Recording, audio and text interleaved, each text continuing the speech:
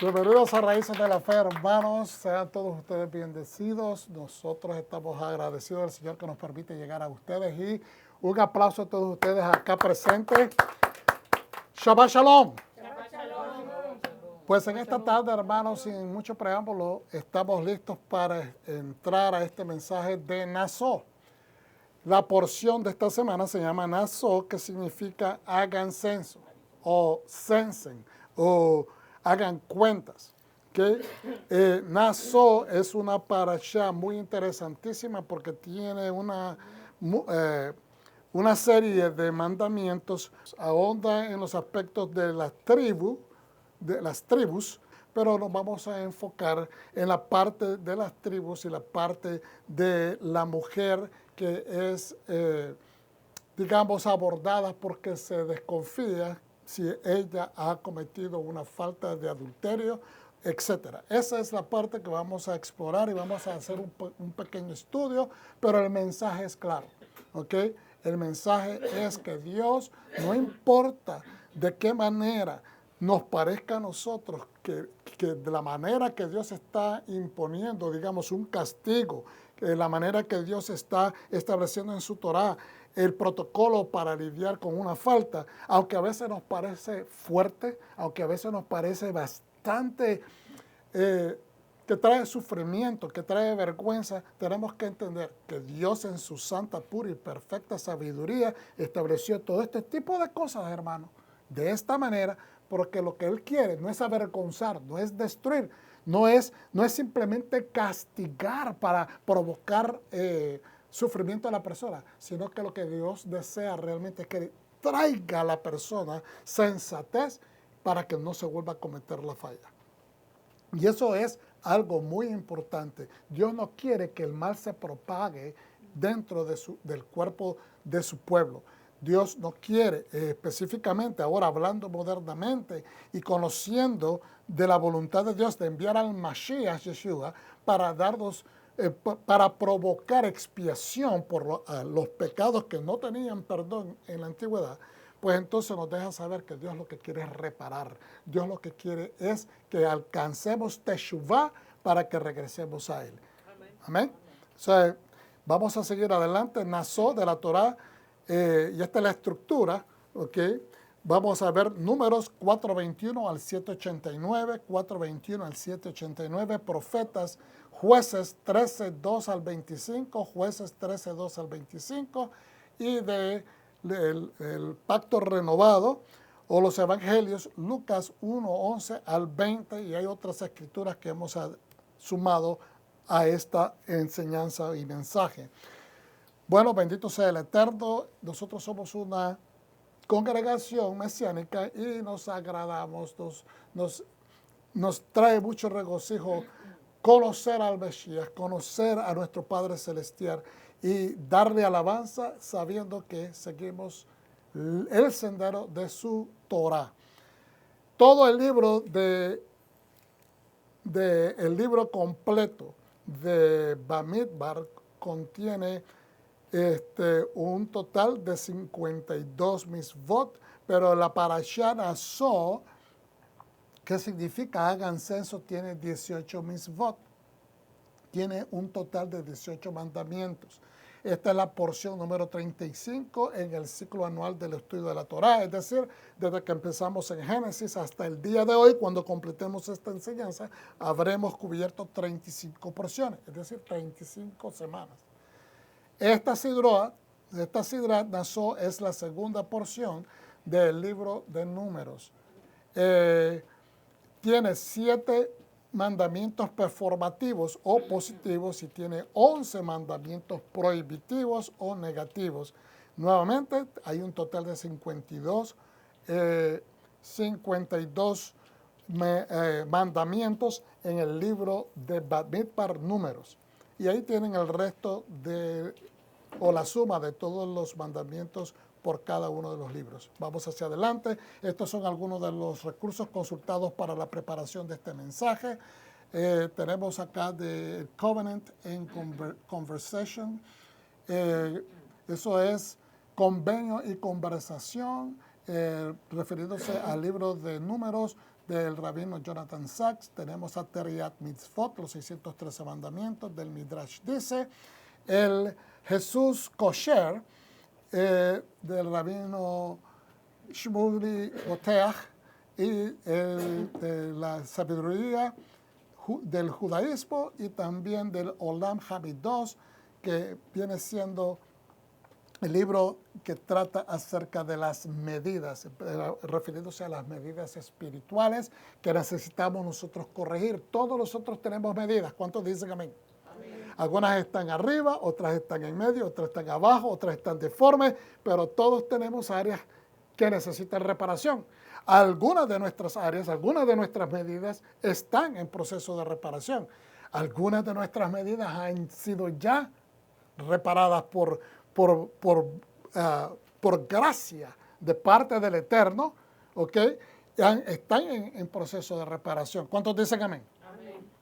Ok, pues entonces seguimos adelante y vamos a hacer la oración dando gracias y reconocimiento a aquel que nos ha permitido gozarnos de la instrucción de la Torah.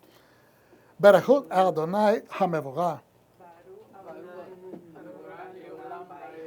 Baruch atah Adonai Eloheinu melech haolam asher בחר בנו מכל העמים ונתן לנו את תורתו. Bendigamos a Adonai y bendito es Él. Bendito eres Adonai, nuestro Elohim, Rey del universo, quien nos escogió entre las naciones y nos instruyó con su Torah. Amén. Pueden sentarse, hermano, y gracias. Vamos a leer una pequeña porción. Como les dije, vamos a hablar un poquito acerca de las tribus, pero no es el énfasis de este mensaje de hoy. Pero sí tiene que ver. Sí tiene que ver, están conectados. Pero el énfasis va a ser acerca de la porción sobre la mujer que ha sido encontrada, ¿verdad? Tal vez hay una posibilidad que haya sido infiel y entonces vamos a hacer un estudio más profundo acerca de eso. Porción Naso, número 35 del libro de Números, del 4:21 al 7:89.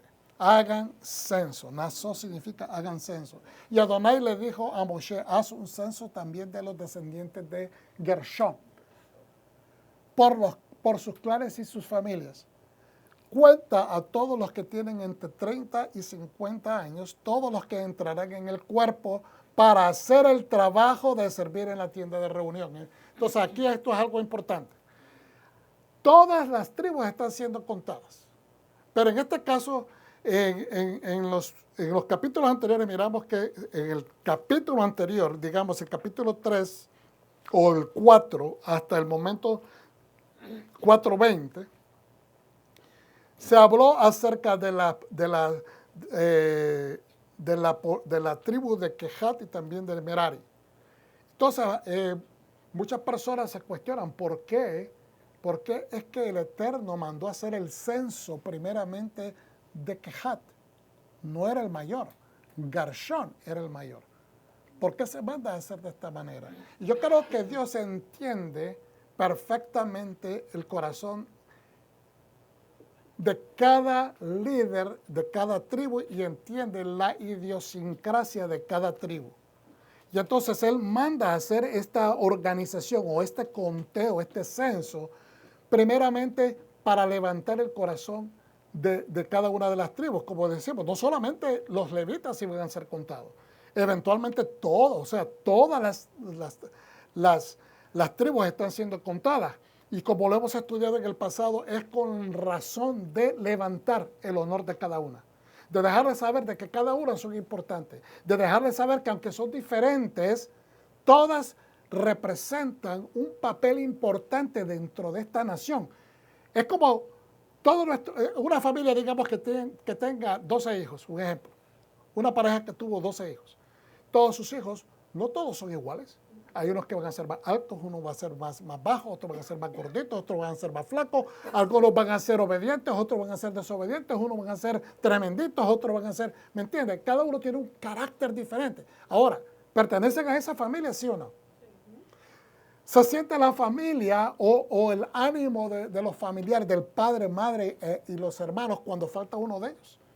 cuando no está presente, digamos, en un cumpleaños, cuando se tuvo que ir de viaje, cuando el trabajo por responsabilidades no pudo estar ese familiar, ese hijo, ese hermano en medio de una fiesta y salen las fotos y hizo falta.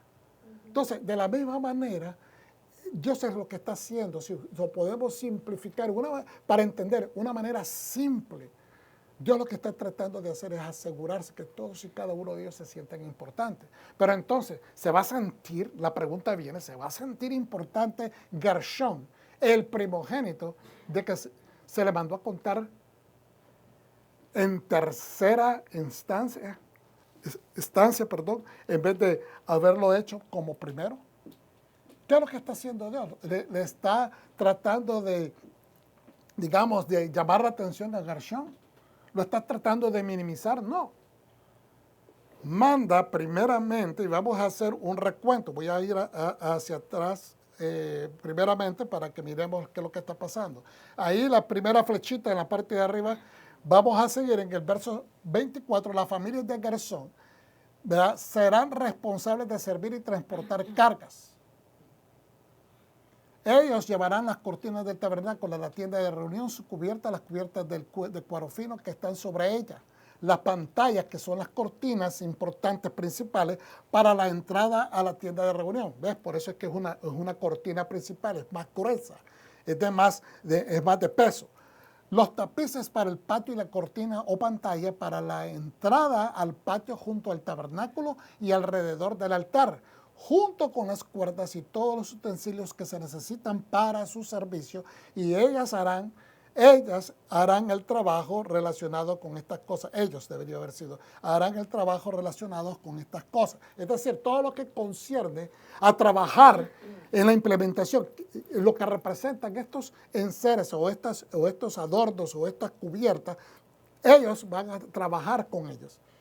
Ellos van a ser parte, o estos adornos o estas cubiertas van a ser parte esencial en la manera como ellos implementan su trabajo. En otras palabras, Dios está asignando, ustedes van a encargar esto porque ustedes son los que se van a encargar de trabajar con estas cosas. ¿Okay? Aarón y sus hijos supervisarán toda la obra del clan de Gersón. Entonces, fíjense bien, hay un líder. Y ese líder espiritual o líder de esa familia en particular, porque estamos hablando de la tribu de Leví y Dios está organizando a la tribu de Leví por 3 familias. Está dándole a esta familia un líder y es Aarón y sus hijos, los descendientes de Aarón, van a supervisar a esta familia de Gersón. Ahora, ¿qué es esto? ¿Por qué Dios está dejando? Por último, porque como le dije anteriormente, en los capítulos anteriores,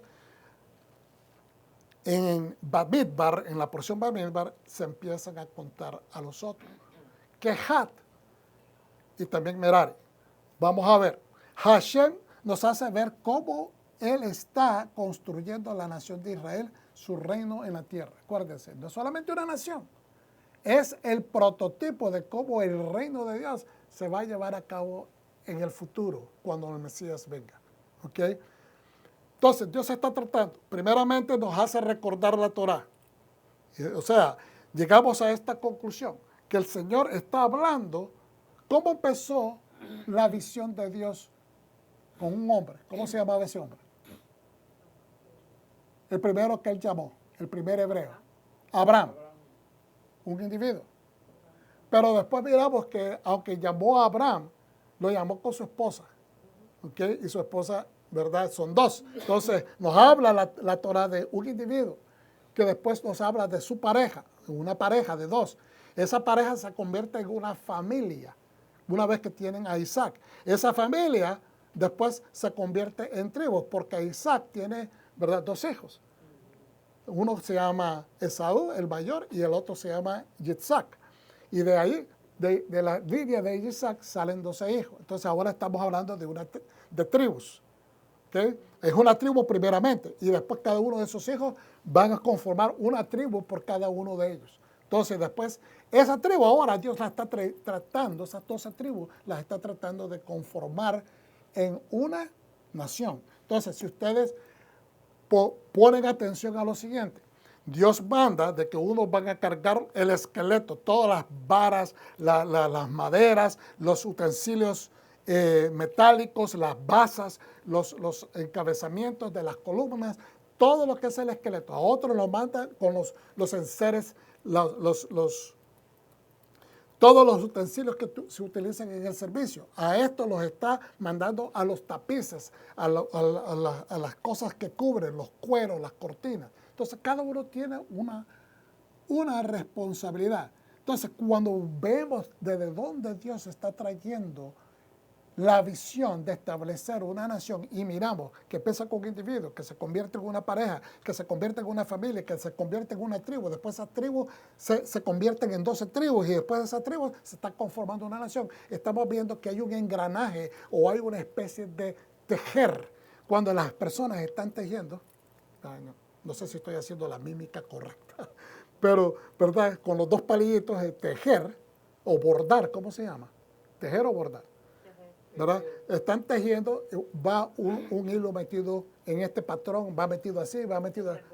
Entonces, a eso es lo que me refiero, que es bordar. Dios está bordando la tela cultural, la tela de una cultura que Él quiere implementar, que ellos la aprendan, porque la cultura que Dios les está tratando de que ellos internalicen es la cultura del reino de los cielos. El reino de los cielos, ¿verdad? Dios desde el reino de los cielos deja venir la Torah, la comparte con esta nación y ellos están siendo bordados, están siendo conformados dentro de lo que Dios quiere que ellos se conformen para que ellos puedan representar la gloria de Dios en la tierra. Entonces, cada detalle, hermanos, aunque nos parezca tedioso, que a veces repite la Torah, cada detalle en cada una de sus facetas, cada elemento propiamente pulido, nos tenemos que pulir. El individuo se tiene que pulir, ¿ok?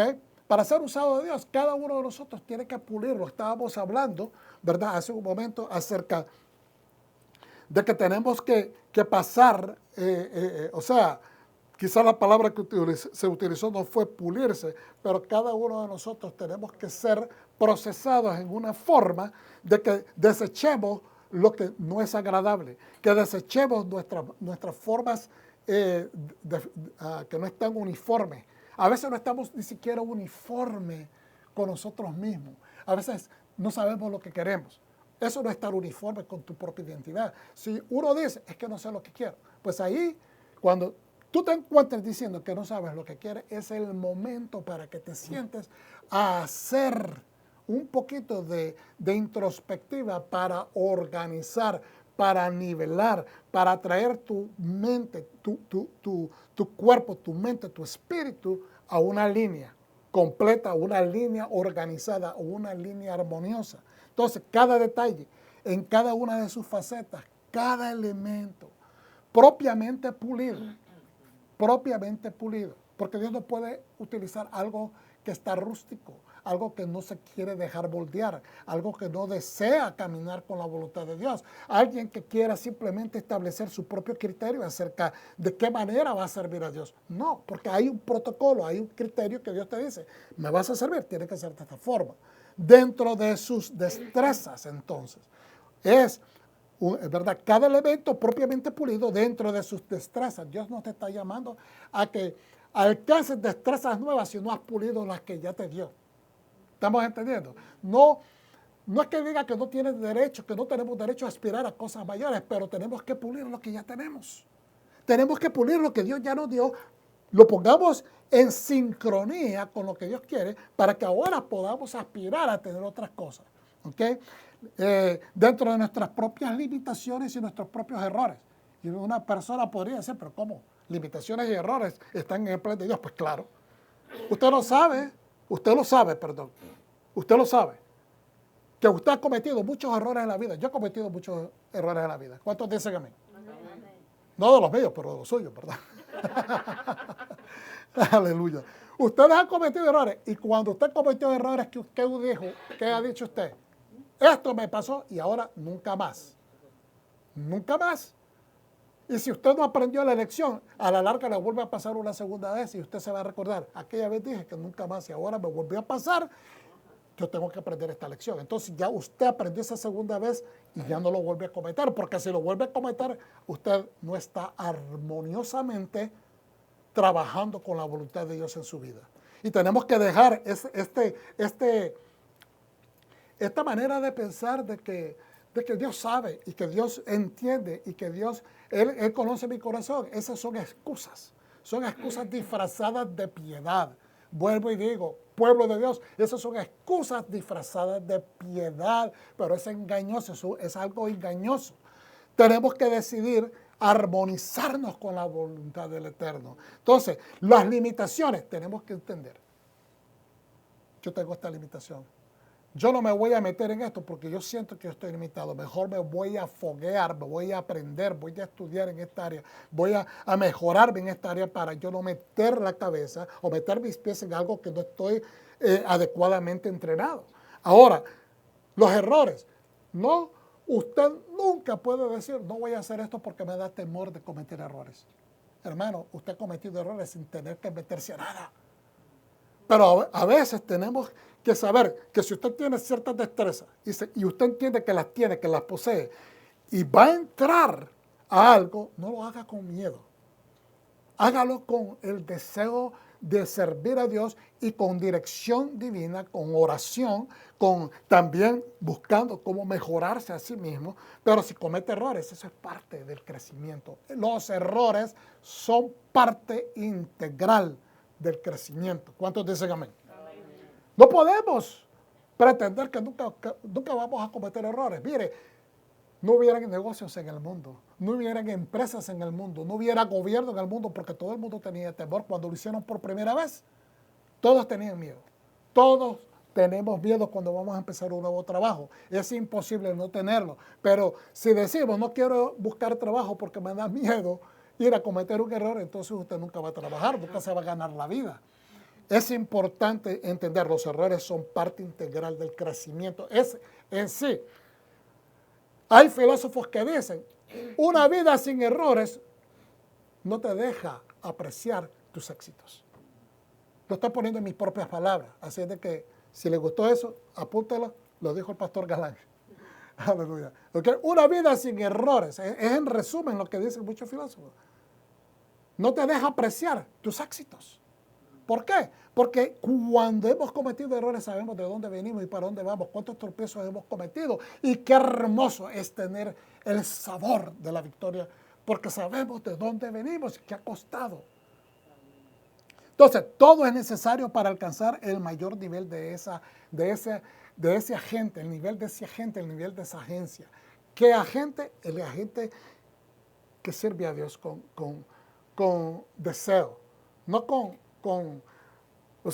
no con el deseo de que, bueno, no importa, Dios acepta cualquier cosa. Yo no me tengo que pulir para el Señor porque Él me acepta como soy. Eso no es lo que significa, Dios no hace excepción de personas. Dios te puede utilizar más y más poderosamente si te preparas. ¿Ok? Pero eso no significa que Dios, habiéndote llamado, habiéndote puesto en el camino, habiéndote dado el empoderamiento, habiéndote dado el entendimiento de la palabra, habiendo tú estudiado la palabra, que nunca digas, Dios es suficiente, ya no quiero más, sino que Dios quiere que sigas creciendo, porque entre más te preparas, más te puede utilizar. Ahora, la agencia es el cuerpo del Mashiach. La agencia es el reino de Dios aquí en la tierra. Entonces nos debemos a ese reino, nos debemos en responsabilidad a la hermandad, nos debemos a la comunidad. No podemos decir nosotros, bueno, yo vengo acá, yo recibo, pero no tengo ninguna responsabilidad, porque entonces eso no es hacer tribu. Las tribus, Dios está levantando, las tribus las está levantando con el concepto de que ellos entiendan qué importantes son ellos en el desarrollo de la nación. Y usted mira que acá también se da una ofrenda, ¿verdad? Nos hablan de las ofrendas, de que cada uno iba a traer ofrendas y todas las ofrendas fueron iguales. ¿Para qué? Para que nadie se jactara, que nadie estaba dando más. Podrían haber dado alguna de las tribus más. Por ejemplo, la tribu de Judá era la más grande de todas. Entonces, en proporción, si todos ellos daban la misma cantidad de oro, un ejemplo, la misma cantidad de plata, la misma cantidad de animales, ¿ok? Proporcionalmente, como eran más, la equivalencia es a más. Pero los que eran menos en número, proporcionalmente, la cantidad de oro iba a ser menos. Pero ¿qué sucede? De que todos ellos reciben la instrucción. La Torá no dice que recibieron una instrucción, pero todos ellos tuvieron que haber recibido esa instrucción, que todos iban a dar lo mismo, la misma cantidad. ¿Por qué? Porque Dios no estaba interesado en levantar a nadie más que al otro, sino de que se observaran, se apreciaran por sus diferencias sociales, por sus diferencias en forma de ver, por su diferencia de cómo interpretaban, cómo entendían, cómo la sabiduría de cada una de estas tribus operaba. Porque es importante. En el judaísmo se respeta la diversidad de la gente. Por eso es que usted mira judíos de todos tipos de caminar en la vida, de todos colores, de todas lenguas, de todas partes, porque se fueron a todas partes y regresaron. Y los une esa manera de creer. Su judaísmo los ha mantenido unidos. La fiesta solemne los ha mantenido unidos. El Shabbat los ha mantenido completamente estructurada en una nación que piensa de una misma manera, de cierta forma, no exactamente igual, pero armoniosamente todos llegan a la conclusión que son parte de un centro, de una idea centralizada, de algo que es mucho más grande que ellos, y ese es Hashem, de que su Torah, la Torah representa al Dios vivo. Y entonces, eso es especial, por eso es que son llamados por el mismo Dios. Cada uno de nosotros que optamos, ¿verdad?, recibir a Mashiach, ser injertado y formar parte del pueblo de Dios, no reemplazando al pueblo de Dios, sino formar parte del pueblo de Dios, apreciamos esa diversidad. Tenemos que apreciar esa diversidad, porque en la diversidad hay mucho consejo, hay maneras de apreciar la vida de diferentes aspectos. Por lo tanto, la manera de resolver las problemáticas de vida son más rápidas. Ahora, continuamos con el verso 29. En cuanto a los descendientes de Merari, hagan un censo por clanes y familias de todos los que tengan entre 30 y 50 años, todos los que estarán en el cuerpo que presta servicio en la tienda de reunión. Su servicio en la tienda de reunión consistirá en llevar los marcos, los travesaños, los postes y las basas del tabernáculo, también los postes del patio circundante con sus basas, estacas, cuerdas y demás accesorios, y todo lo relacionado con su servicio, bajo la dirección de Itamar, hijo del Cohen Aarón. Nuevamente, un hijo de Aarón va a ser el líder.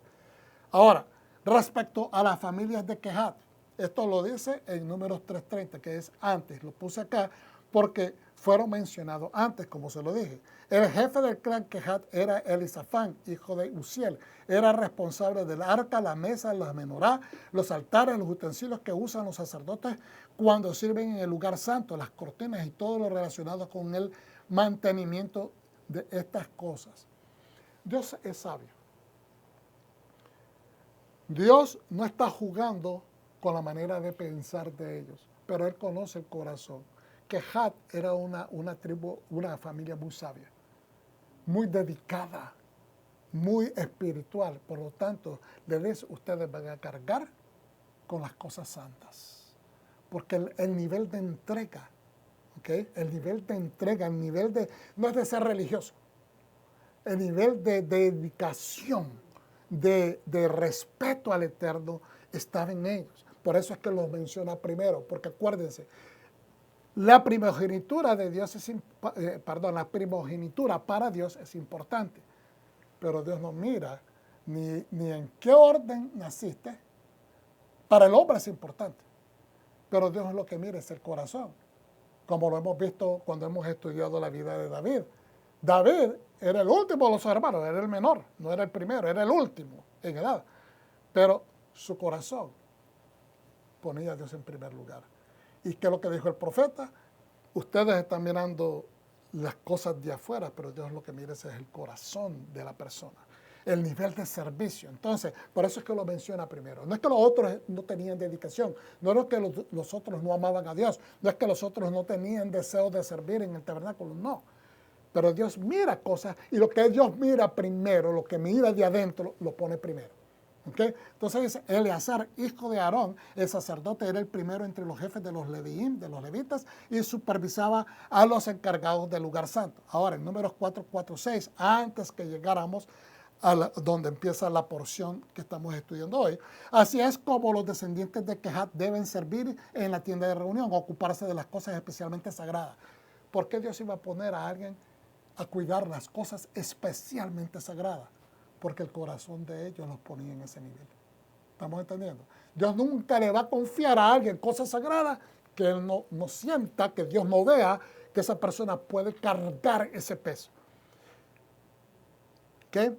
Entonces dice, cuando llega el momento de levantar el campamento, Aarón estará con sus hijos, quitará las cortinas que sirven de pantalla y cubrirán con ella el arca del testimonio. Sobre ella colocarán una cubierta de cuero fino y encima extenderán una tela azul. ¿Por qué? Porque los demás no tenían la autoridad, solamente los sacerdotes tenían el derecho a ver los enseres santos. Moisés, es decir, Kehat los iba a cargar, pero no los podía ver. Tenían que ser cubiertos. Entonces, en Números 4:30 y 4:35, Moisés, Aarón y los líderes de la comunidad hicieron un censo de los descendientes de Kehat por sus clanes y familias. Todos los de entre 30 y 50 años formaban parte del cuerpo que servirían en la tienda de reunión. Ok, entonces, concepto tribal. Yo no estaba dejándole saber a Gersón, ¿sabes qué, Gersón? Tú no tienes bueno el corazón. No, Dios estaba poniendo en su lugar conforme a lo que él estaba buscando. Él quiere santidad para aquellos que se acercan a él y para él estas cosas son especialmente sagradas, por lo tanto él pone las personas que pueden llevar ese peso. ¿Qué quiero decir con eso? Si una persona se siente de que servir a Dios es algo bueno, Dios comprende de que hay limitaciones. Es decir, no está dispuesto a dar el más, dar el paso extra, o los 3 pasos extra para glorificar a Dios. Esa persona no va a calificar para eso. Pero Kehat sí lo tenía. Al mismo tiempo, acordémonos que en Kehat no habían perfecciones, porque ¿de dónde salió Korah? De la tribu de Kehat. La queja, la mala crianza, la competencia salió de un miembro de la tribu de Kehat, que era Korah. Más adelante lo vamos a estudiar. Ahora, ¿qué es el concepto tribal? Es lo que está tratando de concertar Dios, que está tratando de hacerles sentir, entender. ¿Por qué? Porque en el sentido de pertenencia, él decía, yo no los quiero que ustedes se miren como que este tiene esto, este tiene aquello, a aquel le hace falta aquello, aquel ni siquiera lo tiene, ni siquiera lo sueña. Dios no está en el negocio de hacer eso. Dios lo que está tratando de es levantar la identidad de cada uno para que se miren que son complemento uno del otro. Eso es lo que nosotros somos en esta congregación, un complemento uno de otro. Nadie tiene un espacio más grande, nadie debe de ocupar, de sentirse más sabios que nadie. Todo se comparte, ¿verdad? Que hasta la comida, que quién trajo menos, quién trajo más, quién trajo algo delicioso, quién trajo... Nada de eso. Todos compartimos porque todo eso es un complemento. ¿Okay? Entonces, sentido de pertenencia era lo primordial. ¿A quiénes pertenecen ustedes? Somos de un solo pueblo, de la nación de Israel. Entonces, también traer conexión, porque la conexión, cuando tú te sientes parte de una familia, hay gente que estando en su familia no se sienten parte de esa familia. Estando en su propia familia no se sienten parte de esa familia, ni con sus hermanos, viven en un completo argumento todo el tiempo, con los papás no se llevan bien, y entonces hay hijos que terminan yéndose de la casa. No estoy hablando de que se fueron en rebeldía, que no hay a la hora de tener la mayoría de edad porque quieren salir de ahí. No quieren conexión con sus hermanos, no quieren conexión con los padres. Cuando las mamás o los papás los llaman para ver cómo están, les quieren colgar lo más rápido. Hay gente que es así, que tienen este rechazo y quizás tiene que ver con la manera como fueron criadas. A veces no necesariamente que fueron maltratados, a veces son cuestiones de carácter. Hay personas que no aprecian lo que han recibido. Hay personas que no tienen la capacidad o sensatez de poder darle honra a sus padres por lo que representaron, pero quieren salir del medio de ellos, porque se sienten de que esa autoridad sobre ellos los ahoga, los asfixia. Y están completamente, ¿cómo se dice?, a las 1000 por hora tratando de salir de su casa.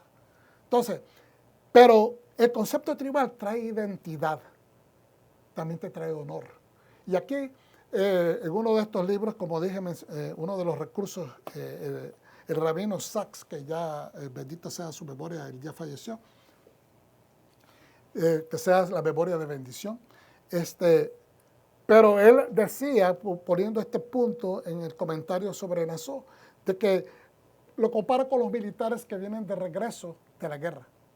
Los militares que vienen de regreso, digamos, en los Estados Unidos, militares que regresan de un conflicto militar. Y pelearon y estuvieron peleando, ¿verdad? Y regresan. Y estuvo esta persona 1 año, 2 años peleando allá afuera y ahora regresa a su familia. Entonces, ¿qué sucede? Que durante su entrenamiento, esa persona le enseñaron a que desechara todo lo que es individualismo para que pudiera funcionar en un motor de hermandad y dependencia uno de los otros para trabajar como una unidad, porque el error de uno puede costarle la vida a todos, y así sucesivamente todos son enseñados de la misma manera a depender uno, a ser responsable, a ser observadores de lo que están haciendo, especialmente si te toca hacer posta cuidando el sueño de tus compañeros, ¿okay?, en la noche, o etcétera, o cubriendo, haciendo posta para que el enemigo no se acerque, etcétera. Entonces, dependen uno del otro. Entonces, cuando regresan, después de haber vivido los traumas, a estar dependiendo día y noche de esa hermandad, de ese concepto tribal, de la identidad, que se animen, que somos hermanos y que mi vida depende de la tuya y que ninguno de nosotros se va a quedar atrás, aunque caigas muerto, yo te voy a buscar cómo rescatar tu cuerpo y llevarlo de regreso a tu familia. Todo ese tipo de honor. Entonces, cuando regresan a casa, donde estuvieron ausentes, sucede muy a menudo porque es un desbalance social. Cuando un esposo es succionado, es sacado fuera del núcleo familiar, la mujer pasa a ser la cabeza. Entonces pasa a ser la cabeza de los hijos. Y si un hombre estuvo ausente por 2 años, esa mujer aprendió a funcionar dentro de la capacidad independiente que ella podía desarrollar. Quizás tuvo ayuda de la familia, quizás ayuda de los suegros, quizás ayuda de sus hermanos, lo que sea. Pero el punto es que ahora, al venir este hombre de regreso, a ser reinjertado, tal vez ese hombre lo que está buscando es esa paz en ese momento, porque viene de la guerra. Entonces, empiezan los conflictos, porque hay una exigencia. Ahora que la mujer, todo esto no lo explica él en el libro, pero lo que yo estoy diciendo es lo que me provocó a llegar a esta conclusión que estoy compartiendo con ustedes. Por eso es que hay mucha gente que se divorcia, porque al ser reinjertado nuevamente este hombre al núcleo de su familia, ahora la mujer exhibe independencia. Y entonces él no se siente necesitado. Y ella trata, y entonces llega un momento, bueno, tú estuviste ausente, yo he estado trabajando con la familia por mucho tiempo, ahora es necesario que tú me des la mano. Pero este hombre no estuvo de vacaciones.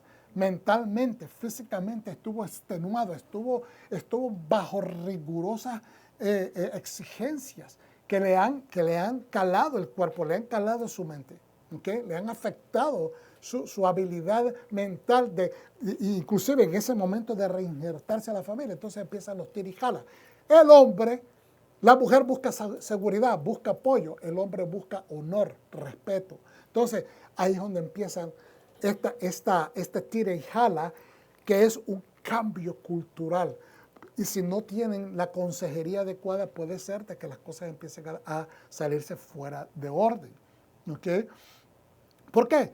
Porque esa persona estaba lidiando con caos, con muerte, con tiros, ¿me entiendes? Con la posibilidad de perder su vida. Eso es una tensión que nosotros no entendemos si no hemos estado en un conflicto bélico.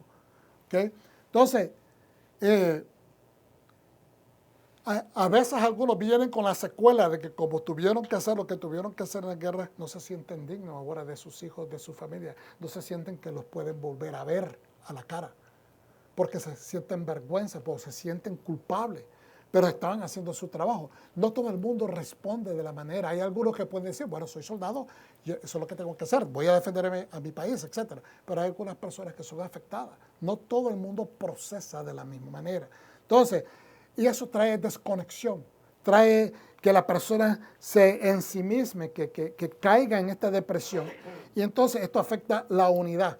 Pero también el tribalismo trae este concepto, puede ayudar a la persona a crear esta habilidad de unidad, de buscar unidad, de buscar propósito, de buscar el bien común. ¿Okay? Entonces puede trabajar, como digo, en una manera negativa o una manera positiva, que es lo que se desea. El tribalismo también ayuda a preservar la vida, a protegernos, a ayudarnos unos a otros, a comprendernos unos a otros.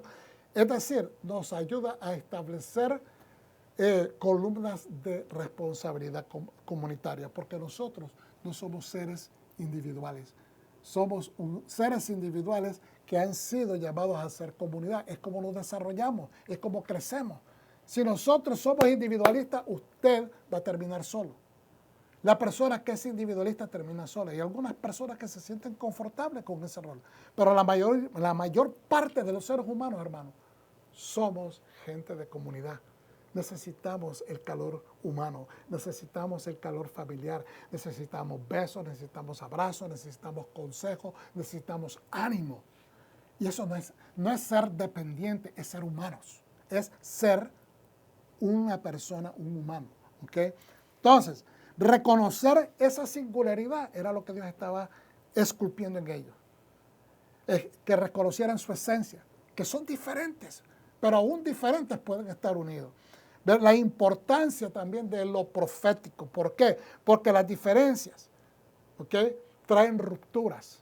Pero dice, ¿por qué digo de lo profético? Porque aún inclusive en el ejemplo del reino del norte y el reino del sur, en el reino de Israel, que se rompieron en dos reinos, ¿okay?, eventualmente, proféticamente, Dios nos dice que Él va a reunir a Judá y a Israel en el futuro. ¿Bajo qué? Bajo un solo rey, bajo un solo gobierno, que es el del Mesías.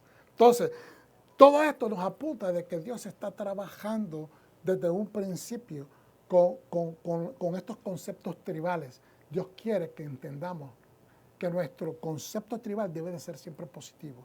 Siempre, si pertenecemos a un equipo, es el equipo del Mesías. Si pertenecemos a Dios, tenemos que entender cuál es nuestro rol en el cuerpo del Mashiach. ¿Ok? Entonces, y ahí podíamos entrar, pero sé que lo hemos visto recientemente, creo que fue la semana pasada cuando hablamos de las diferentes partes del cuerpo. Todas funcionan para ayudar que el cuerpo funcione perfectamente. Porque ni el ojo le puede decir a la mano no te necesito, ni la mano le puede decir al pie que no te necesito, todos lo necesitamos. Dios puso todas sus partes en este cuerpo porque todas son necesarias. Ahora, aquí es donde entramos a esta parte y después lo vamos a correlacionar. Y Adonai le dijo a Moshe, diles a los hijos de Israel, si la esposa de un hombre se desvía y les es infiel, es decir, si otro hombre se acuesta con ella sin el conocimiento de su esposo, de modo que ella se vuelva impura en secreto, es decir, cometió adulterio. ¿Okay? Y no hay testigos en su contra, pero no hay testigos en su contra. Y no fue sorprendida en el acto. Entonces, si un espíritu de celos lo domina y tiene celos de su esposa y ella se ha vuelto impura, o en realidad, si un espíritu de celos lo domina nada más y tiene celos de su esposa y ella no se ha vuelto impura, es decir, no cometió adulterio. Entonces, aquí nos está hablando la Torá de dos cosas. Se cometió el adulterio y se volvió impura, pero el asunto es que nadie la vio. Pero los comportamientos de la mujer pueden ser indicativos para el esposo de que algo raro está sucediendo. ¿Estamos entendiendo? Pero eso lo lleva a él a sentir celos. Y como se siente inseguro, entonces él puede ser que esté impura, pero puede ser que no, puede ser que yo sea celos, puede ser que yo estoy inseguro. Entonces, para no estar en esa situación, la puede llevar con el Cohen, con el sacerdote. ¿Okay? Pero ¿qué sucede? Y nos da el otro ejemplo, ¿okay?, donde dice, pero si en realidad, Si un espíritu de celos lo domina, nada más el espíritu de celos, y tiene celos de su esposa, y ella no se ha vuelto impura, es decir, no ha cometido el adulterio, llevará a su esposa al Cohen junto con la ofrenda por ella. Por ella tenía que traer una ofrenda. Y esa ofrenda, hermano, era cereal, era de harina, era una harina de cebada. ¿Okay? Y ahorita vamos a ver eso porque es interesante. 2 cuartos de harina de cebada sobre la cual no ha vertido aceite de oliva ni ha puesto incienso. No se le podía agregar ni aceite a esa ofrenda porque es una ofrenda que se está haciendo por duda de celos. Y si es algo que tiene que ver, como no hay certeza si la mujer se impurificó o si se mantiene pura todavía, entonces no se le puede ni poner aceite, que habla prácticamente de una unción del Espíritu de Dios y de una ofrenda que está haciendo, ¿verdad? Una ofrenda con gozo, y tampoco se le puede poner incienso, que es oloroso, que también representa la oración, el júbilo, la alabanza a Dios, porque es una ofrenda de grano por celos, una ofrenda de grano para recordar y para recordar la culpa. Fíjense bien que reenfatiza. Para recordar, pero ¿recordar qué? La culpa. Entonces, no puede ser grato. ¿Okay? Entonces, usted dirá, pero pastor, es importante estudiar esto. Sí, es importante que estudiar porque nosotros miramos nada más de la mayor parte de la iglesia moderna o de la quejilá de Mashiach moderna. ¿Okay? Lo estudia desde el punto de vista de la mujer. Sí, está ahí porque desde el punto de vista de la mujer. ¿Y qué pasó con el hombre? La Torah es bien clara, que tanto el hombre como la mujer tienen que ser traídos y que si ellos se encuentran que cometieron el adulterio, ambos tienen que morir. Pero más allá de eso, está hablando del pueblo de Dios, de la falta, del adulterio espiritual, cuando le son infieles al Eterno, cuando el pueblo le es infiel al Eterno. ¿Okay? Entonces, dice, llevará a su esposa el Cohen junto con la ofrenda por ella 2 cuartos de harina de cebada sobre la cual no verterá aceite de oliva ni incienso, porque es una ofrenda de granos por celo. Una ofrenda de granos para recordar, y es recordar la culpa. Dios no quiere de que se ofrezcan en su templo ofrendas de culpa, ¿okay? O que para que recordemos culpa. Dios quiere que ofrendemos ofrendas de agradecimiento porque se nos han expiado las culpas, si lo podemos entender de esa manera. La voluntad de Dios es que nadie cometa adulterio. Ahora, el Cohen la traerá al frente y la colocará delante de Adonai. ¿A quién? A ella. El Cohen pondrá agua bendita en una olla de barro, y luego el Cohen tomará un poco del polvo del piso del tabernáculo y lo pondrá en el agua, lo mezcla con el agua. El Cohen colocará a la mujer delante de Adonai, desatará el cabello de la mujer y pondrá la ofrenda de grano para recordar en sus manos. La ofrenda está en sus manos. ¿Por qué la pone en sus manos? Para que recuerde. Que está ahí porque está sospechada de haber cometido adulterio. La ofrenda de granos por los celos. Es decir, eso es lo que le van a poner en la mano. Mientras el Cohen tiene en su mano el agua de amargura y de maldición. El Cohen le hará jurar diciéndole, si ningún hombre se ha acostado contigo, si no te has despiado para hacerte impura, mientras estabas bajo la autoridad de tu esposo, entonces, es decir, no es que autoridad, pero mientras estabas en el vínculo del matrimonio con tu esposo, eso es lo que significa eso, entonces, sé libre de esta agua de amargura.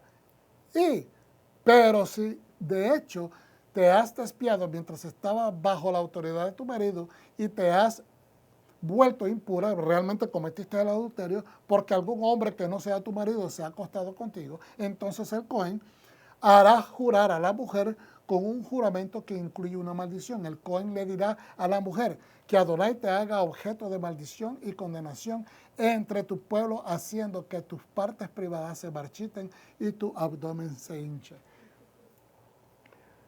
Eso suena bien fuerte, porque estamos juzgándolo con los ojos del siglo XXI, con nuestra modernidad, con todo lo que hemos avanzado. No estamos viéndolo con los ojos de hace 3.500 años, cuando esto, aunque aparente ser injusto, era lo más justo que existía, porque Dios está estableciendo un patrón de justicia mucho más elevado de lo que ellos se entendía. La ley Hammurabi, las otras leyes de otros pueblos, prácticamente lo que hacía es que había una sospecha, eso era suficiente para que una mujer fuera muerta. ¿Estamos entendiendo? Como todavía sucede en algunas comunidades en el Medio Oriente, ¿ok? De otra religión muy conocida, de que le echan hasta ácido en las caras a sus esposas. Las deforman, las persiguen, las matan, y simplemente porque sienten celos. No se les hace un proceso legítimo, les traiga un juicio prácticamente, donde se va a demostrar si son culpables o no son culpables. Entonces, aquí Dios está demostrando, está tratando de elevar la justicia para la mujer y la dignidad de la mujer. Si tú no eres culpable, tú vas a salir ilesa de este procedimiento. Pero si tú verdaderamente eres culpable, no vas a engañar a Dios, ni mucho menos vas a engañar al pueblo. Eso es lo que prácticamente le está diciendo.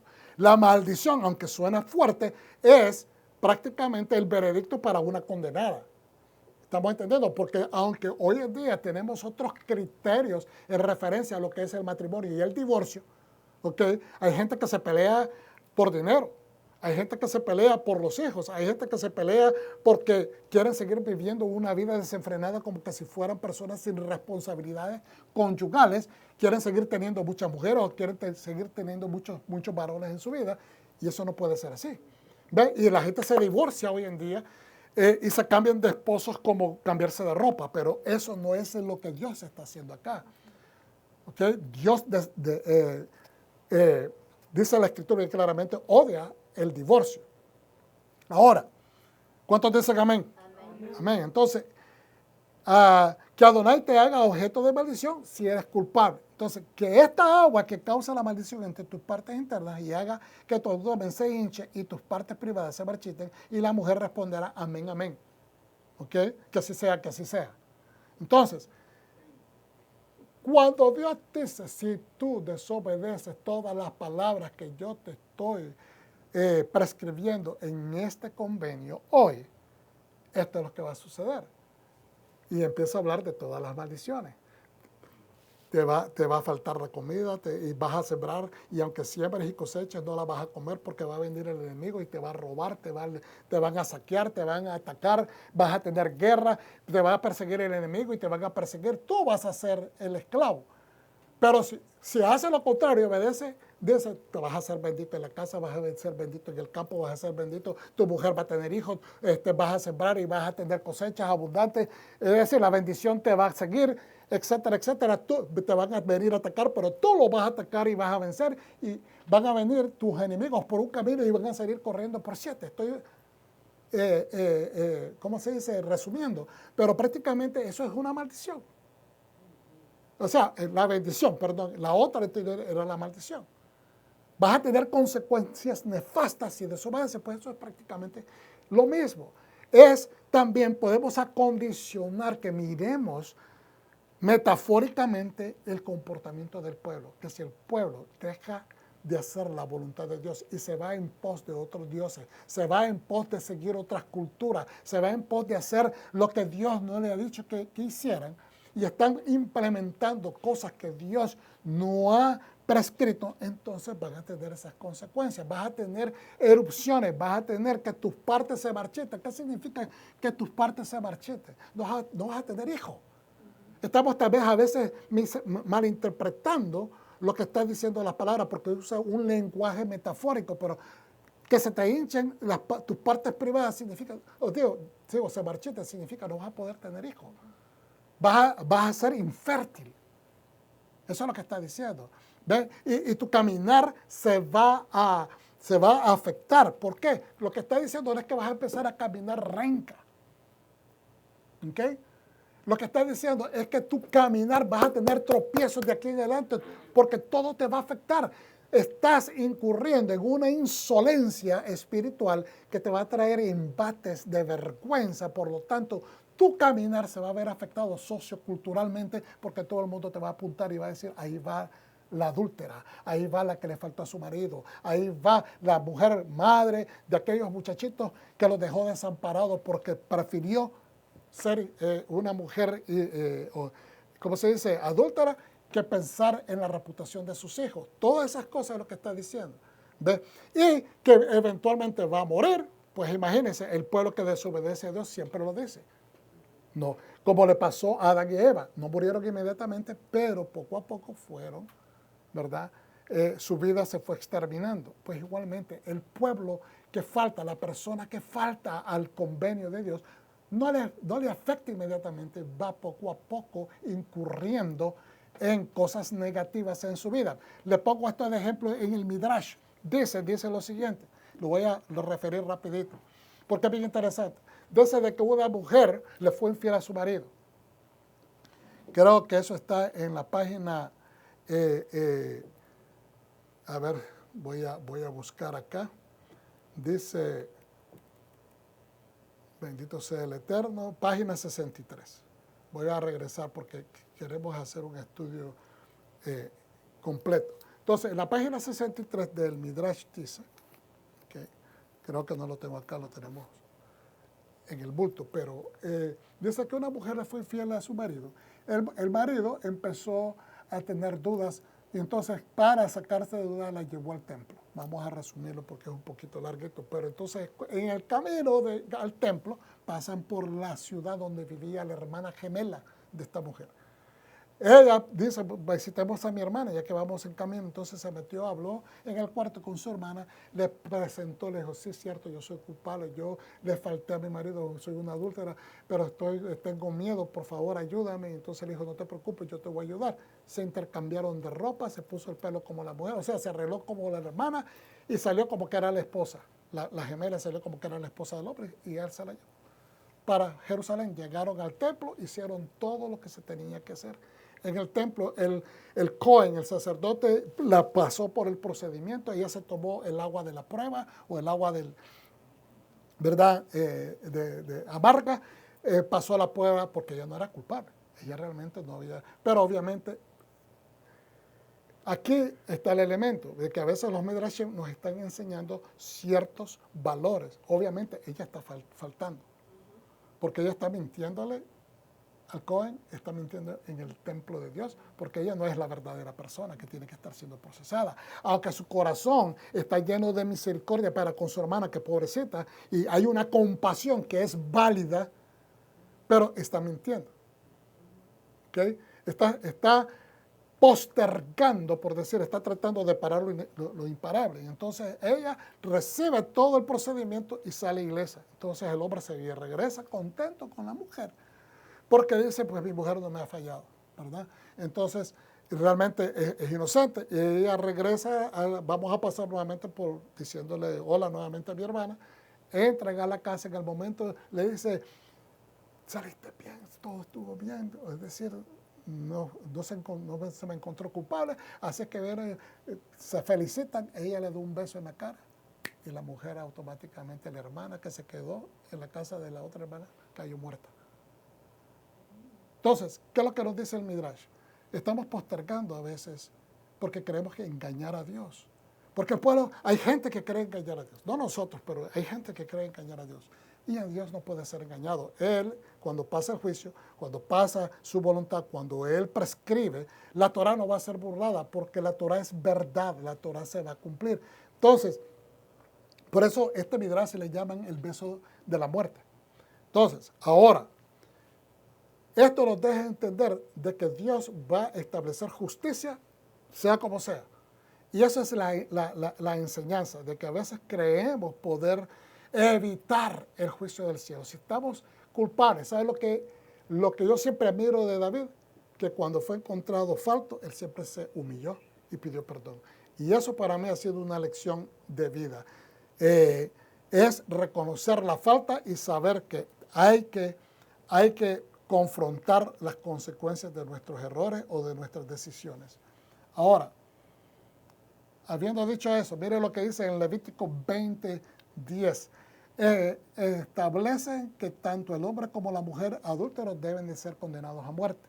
O sea, que esto no es simplemente, como le digo, para la mujer. No estamos haciendo el estudio porque la mujer es la que tiene, como mucho tradicionalmente, todavía hay sociedades que piensan que como la mujer, que Eva era mujer, entonces que tienen que cargar con las culpas de la situación actual de la humanidad. Hermano, eso no puede ser, eso es un pensamiento arcaico, no debe de ser así. Que Levítico 20:10, si un hombre comete adulterio con la mujer de otro hombre, es decir, con la mujer de su prójimo, tanto el adúltero como la adúltera serán condenados a muerte. Deuteronomio 22:23-27 proporciona más detalles sobre el adulterio como una mujer comprometida, distinguiendo entre casos de fuerza y de consentimiento. Es decir, fue forzada o ella concedió, fue voluntario. Entonces, Deuteronomio 22:23-27 dice, si una joven virgen está comprometida con un hombre y otro hombre la encuentra en la ciudad y tiene relaciones sexuales con ella, los sacarán a ambos a la puerta de la ciudad y los apedrearán hasta la muerte. Eso era bien fuerte. Acuérdense, vuelvo y repito, eso era en la antigüedad, obviamente que hoy en día no se procede de esa manera. Pero estamos estudiando el contexto, ¿okay?, de la falta, que el adulterio es un pecado mortal. ¿Okay? A la joven, por no haber pedido ayuda, ¿verdad? Porque ella no, si ella fue, que no estaba ahí voluntariamente en esa situación, entonces debió haber gritado pidiendo ayuda. Allí en la ciudad, y el hombre por haber humillado a la esposa de su prójimo. Así pondrás fin a tal mal entre ustedes. Pero si el hombre encuentra a la joven comprometida en el campo y la agarra y tiene relaciones sexuales con ella, entonces solo el hombre que tuvo relaciones sexuales con ella morirá. Porque dice la palabra agarra, significa que la está forzando.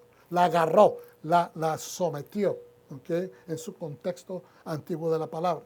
No le harás nada a la joven, porque ella no ha hecho nada para merecer la muerte. La situación es como el caso del hombre que ataca a su prójimo y lo mata.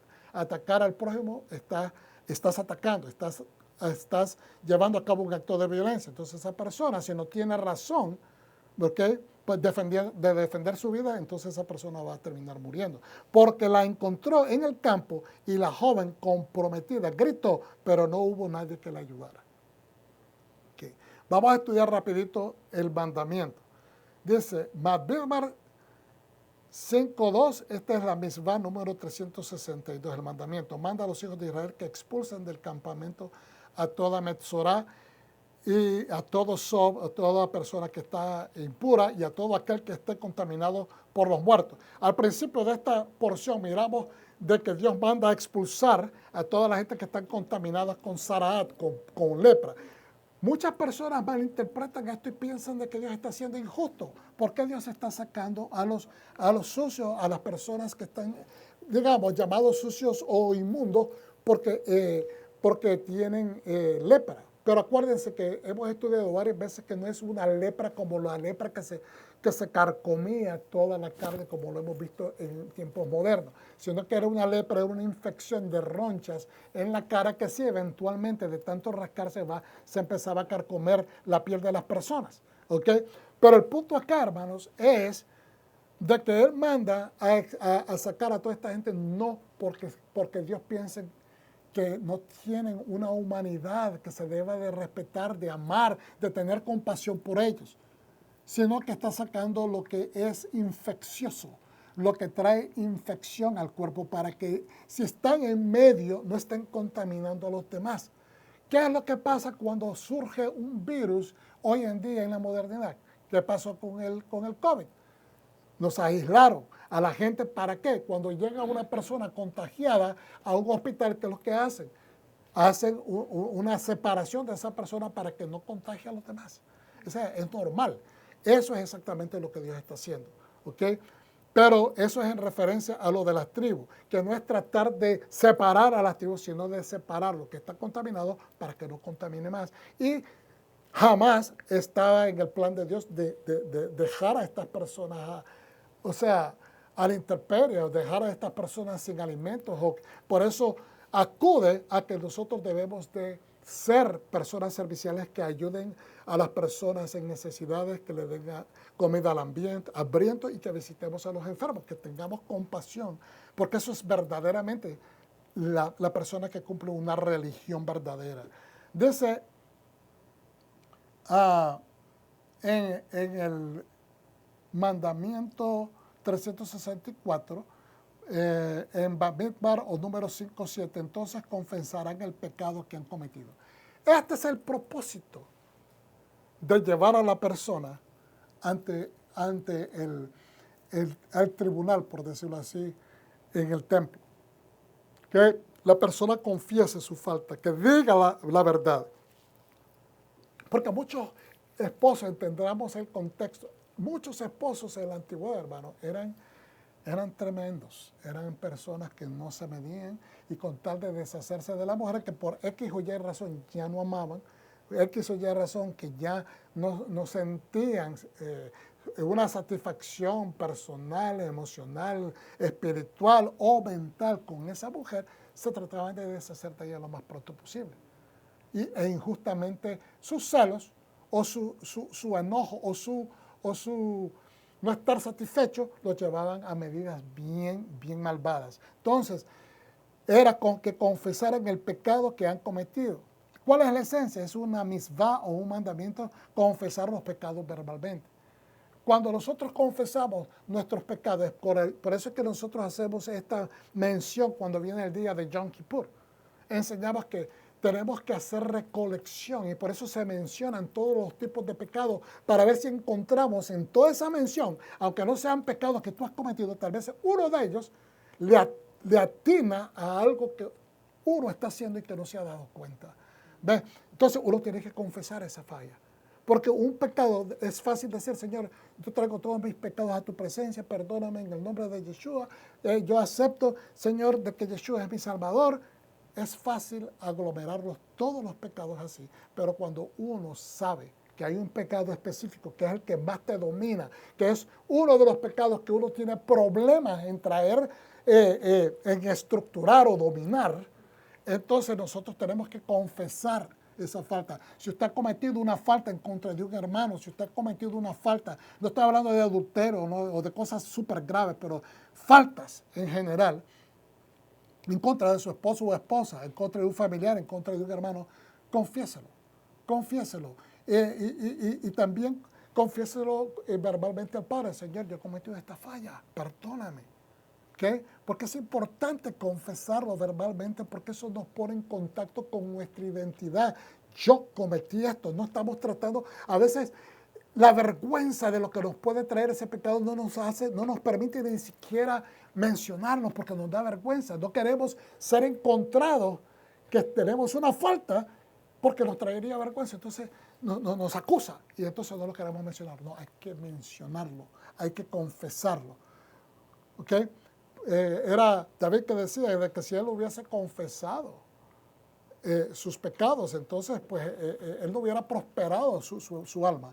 Si alguien ha transgredido alguno de los mitzvot de Dios, ya sea voluntaria o involuntariamente, y desea hacer teshuvah, debe confesar sus faltas ante Dios. De hecho, la teshuvah completa consta de 4 requisitos. Fíjense bien los 4 requisitos, porque esto es importante.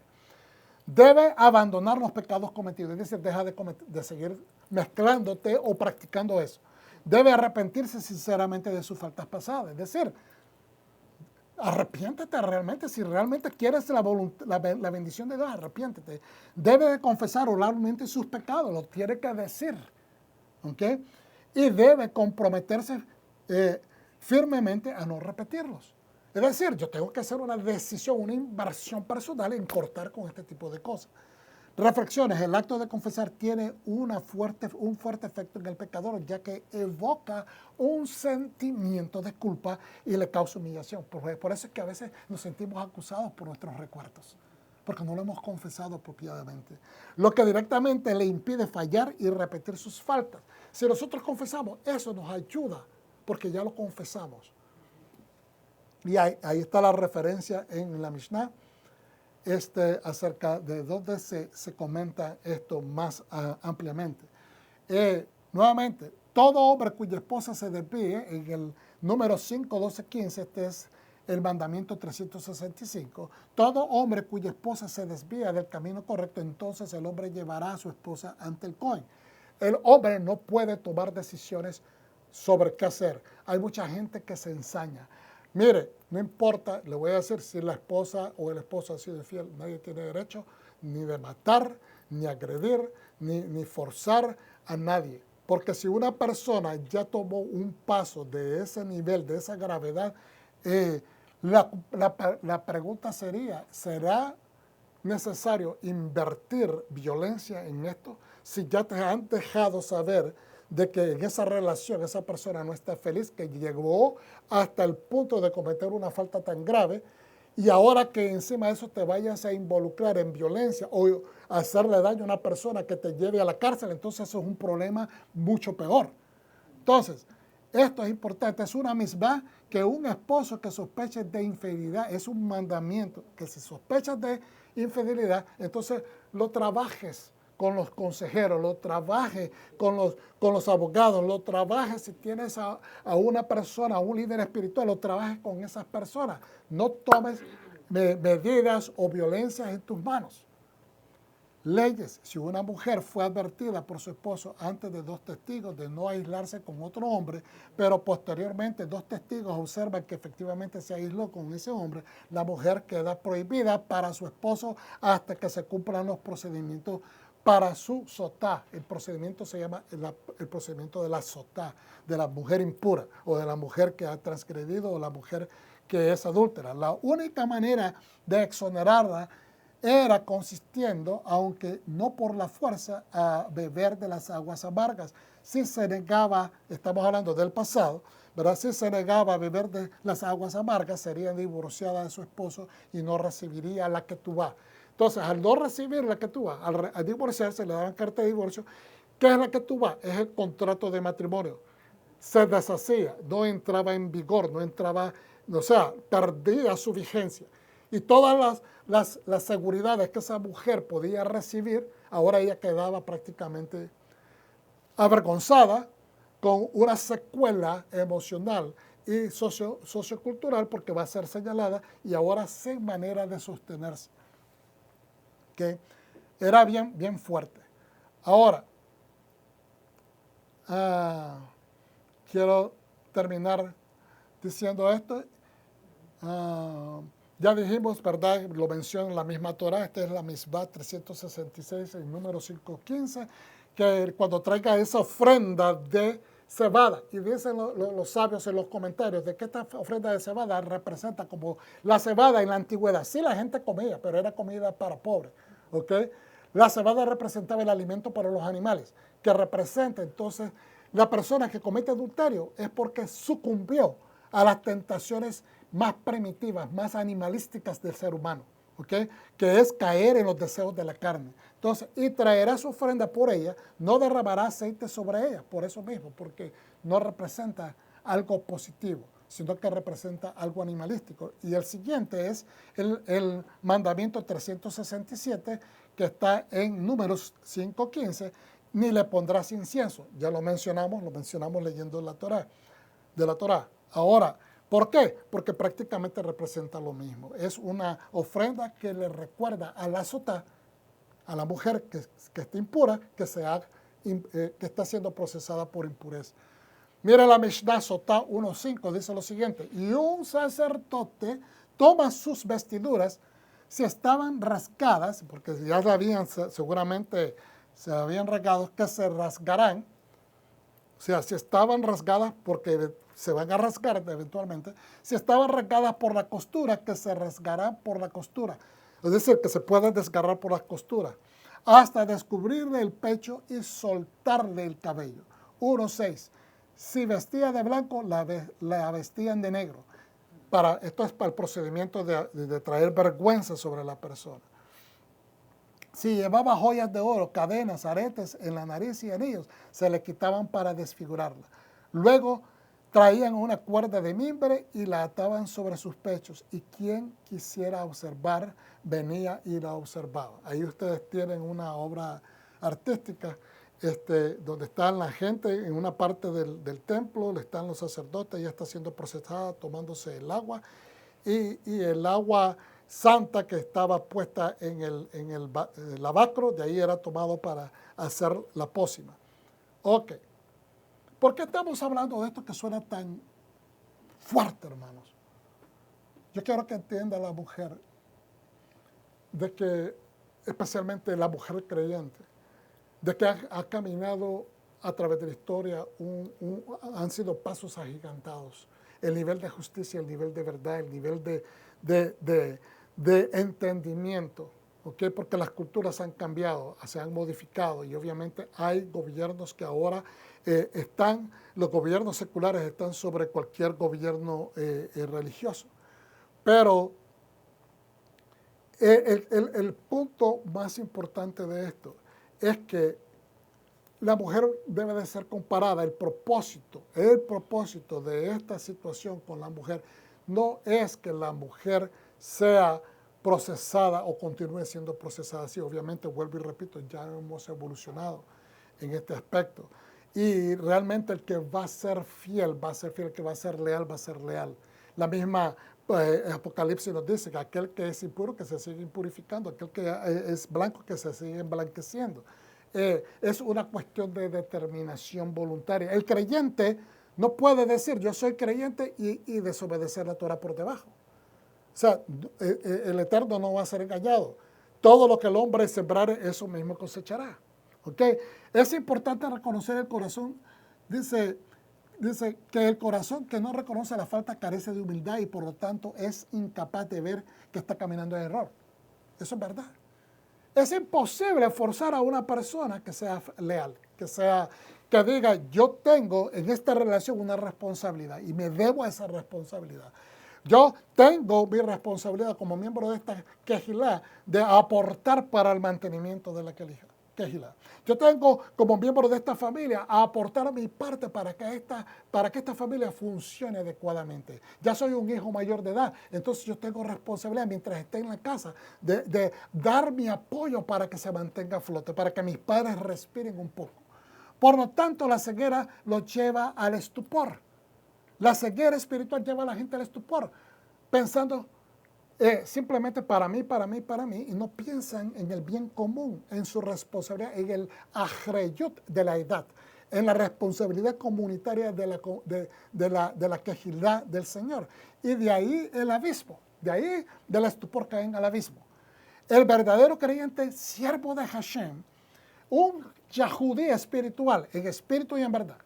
No estamos hablando nada más el judío de sangre y natural, ¿okay? Nacido en Israel o nacido en una familia judía. Estamos hablando del yahudí en espíritu y en verdad espiritual, tanto de natural como los que hemos sido injertados a través del Mesías. Sea este judío natural o de las naciones en Yeshua, debe de exhibir un código de comportamiento. Y ese código de comportamiento, si hay algo que la comunidad judía dice en este libro de sabiduría del judaísmo, del antiguo judaísmo, de la sabiduría antigua del judaísmo, perdón, dice, si algo que hemos demostrado a través de la historia es, ¿verdad?, esa resiliencia y esa sobrevivencia, esa capacidad de restaurarte, de renovarte, no importa las vicisitudes. ¿Y qué es lo que ha dado, qué es lo que ha ayudado a que esto se dé a cabo? Es estos atributos que siglo tras siglo deja y demuestra, deja a ver que esto es lo que los ha mantenido a flote. Dice, la compasión es una actitud honorable, alta moral, en ser empáticos con el sufrimiento o necesidad ajena. Tener empatía por la necesidad y el sufrimiento ajeno, eso los hace más humanamente alcanzable. Las personas que se desasocian, que no quieren involucrarse en las necesidades, no es para tratar de resolver las necesidades ajenas a todo el mundo, es imposible, pero por lo menos aquellas personas que tienes cerca, aquella persona que te llegó ese conocimiento, aquella persona dentro de tu comunidad, demuestra compasión y no se irrita y no se enoja fácilmente, no condena o critica, ¿verdad?, desmesuradamente, se preocupa y hace alcance, se preocupa por esa persona que supo, con una llamada, mira, hermano, me di cuenta de esta situación, ¿cómo sigue? ¿Cuál es su necesidad? Ver en qué manera se puede ayudar, ¿verdad?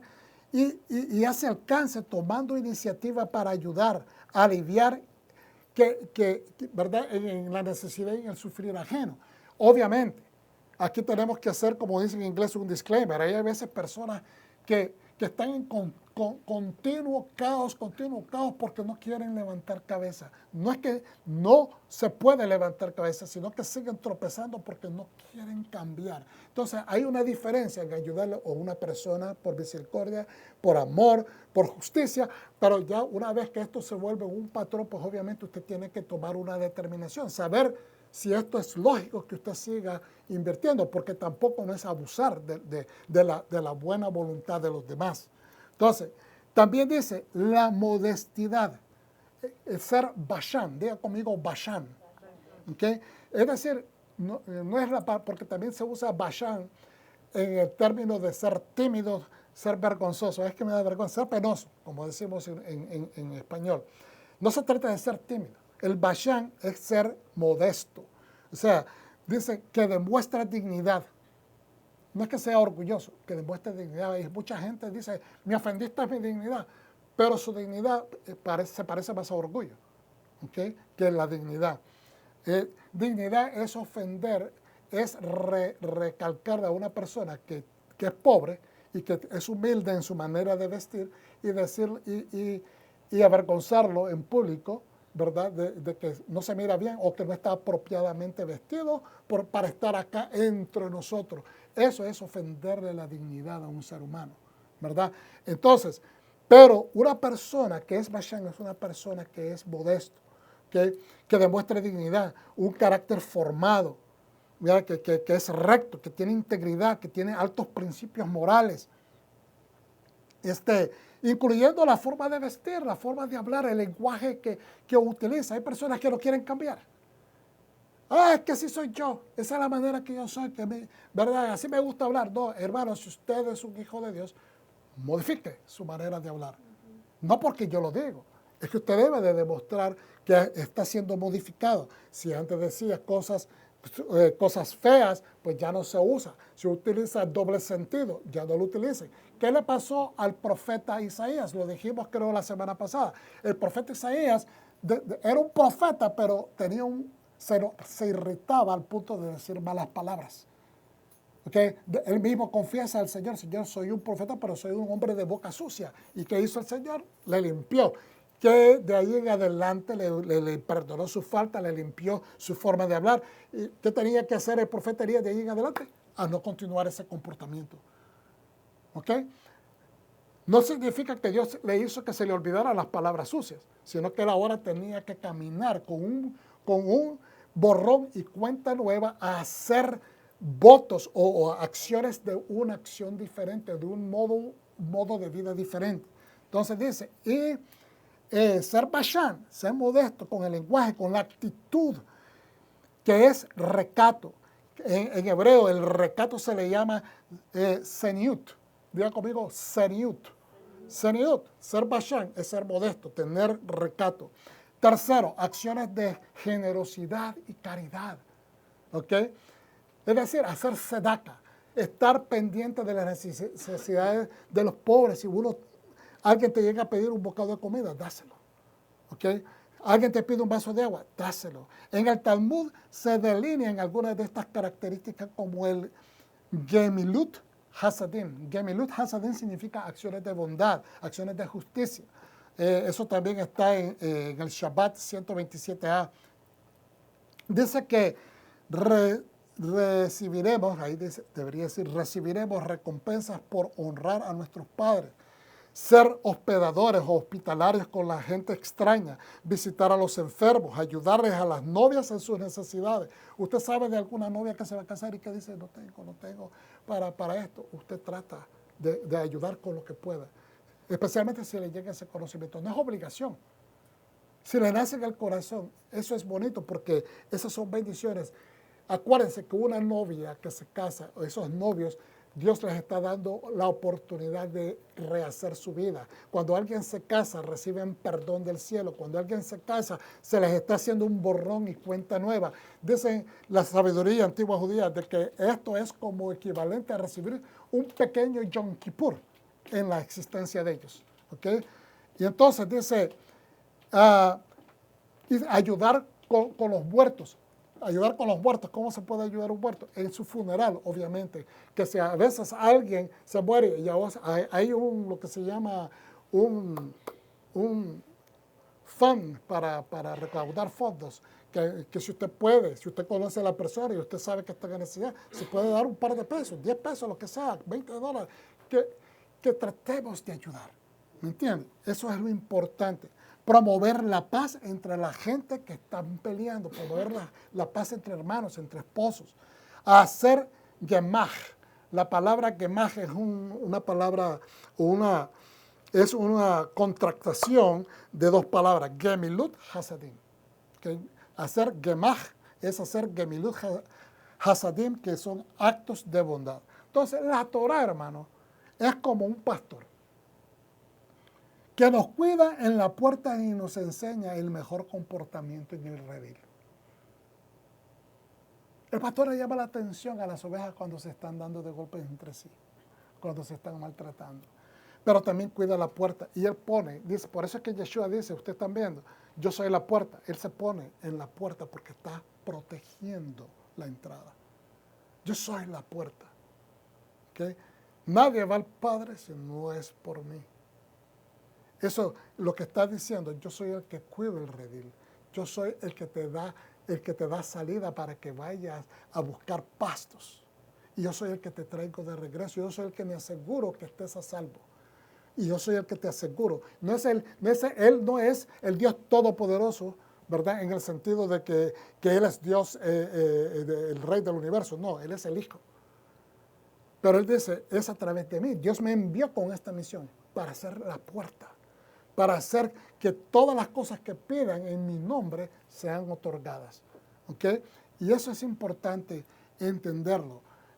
Y termino con esto y una comparación rápida porque no hay tiempo. Simplemente que recordemos que cuando recibieron los padres de Sansón, ¿okay? La instrucción de que iba a nacer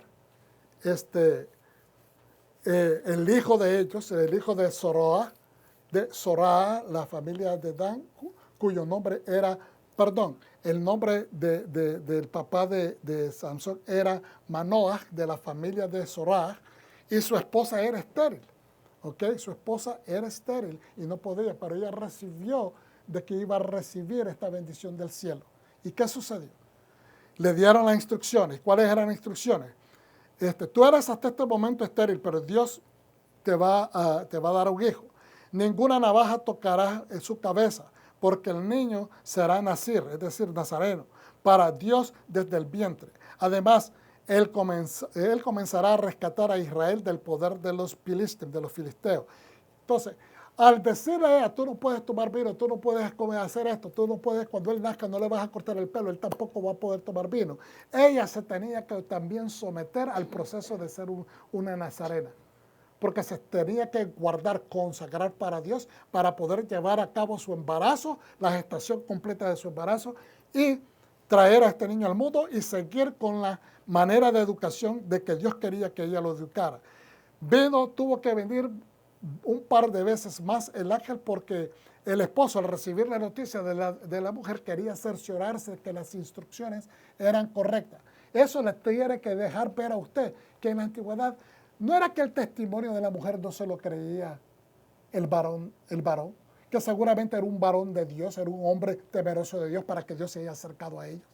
Ya dijimos que Dios no va a consagrar algo bendito, una misión bendita en la tierra con gente que no son merecedoras de ese beneficio. Entonces, pero en la antigüedad el testimonio de una mujer no era tan fuerte como lo es hoy. Entonces, pero al mismo tiempo, él sabiendo que su mujer no le iba a mentir, lo que él quería era cerciorarse. Más que decirle, mujer, no te creo, no era eso, porque era su mujer, él la conocía perfectamente. Pero era de que él quería cerciorarse que las instrucciones eran correctas. Entonces, 2 veces tuvo que venir el ángel Gabriel a dejarle saber cuáles eran las instrucciones.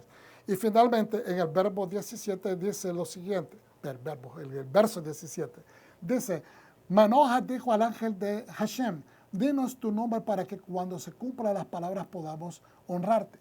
El ángel de Hashem le dijo, ¿por qué preguntas mi nombre? es maravilloso.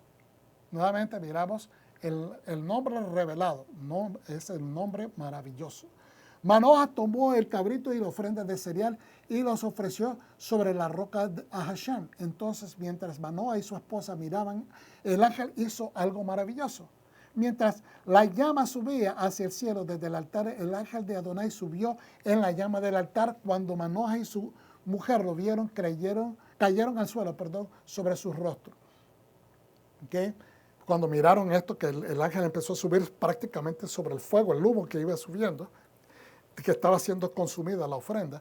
Entonces en el 23, pero su mujer le dijo, Manoah en el 22 le dice, me salté, en el 21, pero el ángel de Adonai no volvió a aparecer a Manoah ni a su esposa. Entonces Manoah se dio cuenta de que había sido el ángel de Adonai. Hasta en ese momento cayó en cuentas, pero si lo viste, ¿cómo vas a venir a caer en cuenta hasta después? A veces la incredulidad de la gente nos puede llevar. ¿Lo vimos o no lo vimos? Porque es algo que nunca habían estado acostumbrados ellos.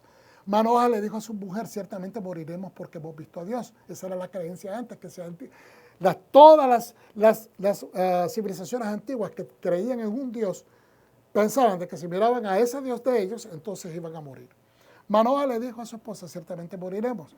Pero su mujer le dijo, si Adonai hubiera querido matarnos, no habría aceptado de nosotros un holocausto y una ofrenda de cereal, y no nos habría mostrado todo esto, ni dicho tales cosas en este momento. O sea, sentido común.